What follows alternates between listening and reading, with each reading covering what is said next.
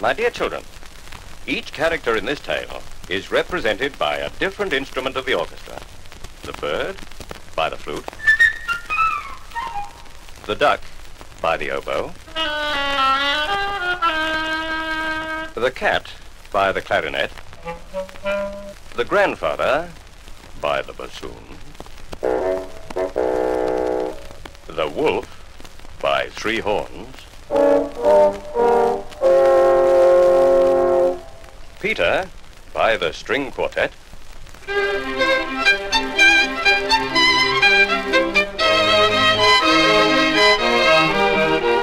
the rifle shots by the kettle drum and the big bass drum.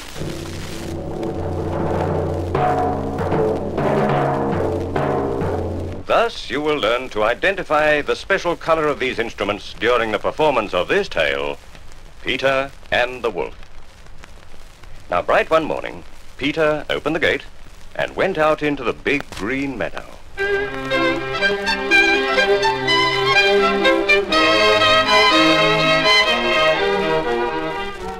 On a branch of a big tree sat a little bird, Peter's friend. All is quiet, chirped the bird gaily. Just then, a duck came waddling round. She was glad that Peter hadn't closed the gate and decided to take a nice swim in the deep pond in the meadow.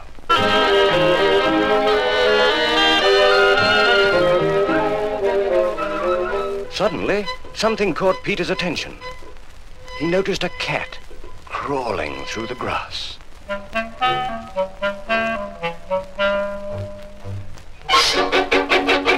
Oh, look out! Shouted Peter, and the bird immediately flew up into the tree. While the duck quacked angrily at the cat, Grandfather came out. He was angry because Peter had gone into the meadow. It's a dangerous place.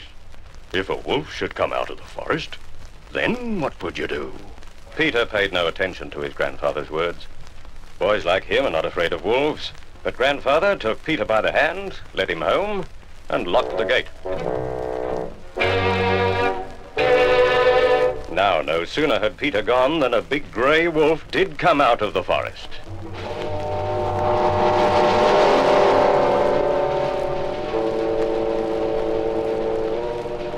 In a twinkling, the cat climbed up the tree. The duck quacked, and in her excitement, jumped out of the pond. But no matter how hard the duck tried to run, she couldn't escape the wolf. He was getting nearer, nearer, catching up with her.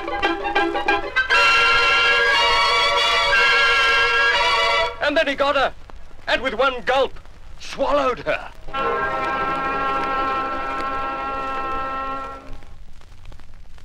In the meantime, Peter, without the slightest fear, stood behind the closed gate, watching all that was going on.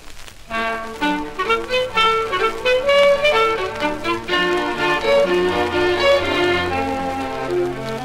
ran home, got a strong rope, and climbed up the high stone wall.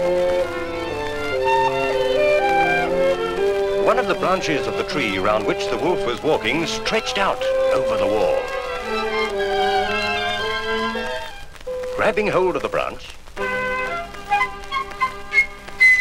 Peter lightly climbed over onto the tree. Peter said to the bird, "Fly down and circle round the wolf's head. Only take care that he doesn't catch you." The bird almost touched the wolf's head with his wings, while the wolf snapped angrily at him from this side and that. But the bird was clever, and the wolf simply couldn't do anything about it. Meanwhile, Peter made a lasso and, carefully letting it down, caught the wolf by the tail and pulled with all his might. Feeling himself caught, the wolf began to jump wildly, trying to get loose. But Peter tied the other end of the rope to the tree, and the wolf's jumping only made the rope round his tail tighter. Just then, the hunters came out of the woods, following the wolf's trail and shooting as they went. But Peter, sitting in the tree, said, "Don't shoot. Birdie and I have caught the wolf. Now help us to take him to the zoo."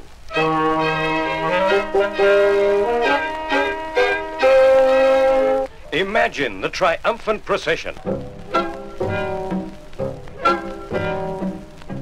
Peter at the head. After him, the hunters leading the wolf.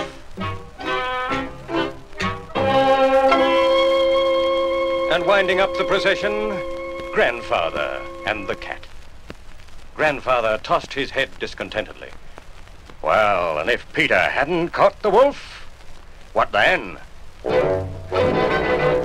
And if you listen very, very carefully, you'll hear the duck quacking inside the wolf, because the wolf, in his hurry, had swallowed her alive.